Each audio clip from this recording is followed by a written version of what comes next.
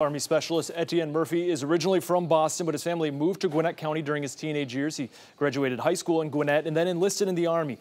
Now his name is amongst a list of men and women from Gwinnett who died serving here at home and overseas.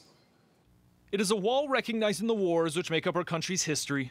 And under each war are the names of those who died, from world wars to Vietnam and more recent battles. On Memorial Day, these names and the stories behind them come into focus, including Army Specialist Etienne J. Murphy, the latest name unveiled today on the Gwinnett County Fallen Heroes Memorial Wall and remembered during a Memorial Day service. He died May 26, 2017. 1 year and 2 days after Specialist Murphy's passing, the pain is still too raw for his family. The reserved seats at today's ceremony remained empty.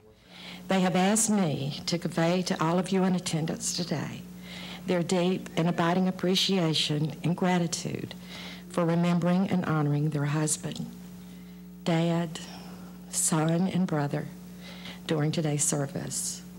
6 years old when the World Trade Center towers fell, Murphy told friends and family he joined the Army because of the impact 9/11 had on him.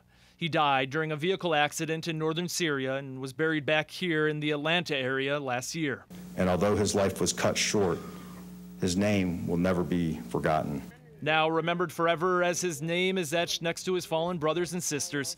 Vietnam veteran Roger Ware took time today to come see Murphy's name on the wall after hearing of his passing in the news last year. He served with honor, and of course he paid the ultimate sacrifice, and of course that's why we're here on Memorial Day. Here on Memorial Day, for this wall and the names it holds, now Murphy is one of those names and one of the many reasons to pause and reflect on the meaning of this holiday.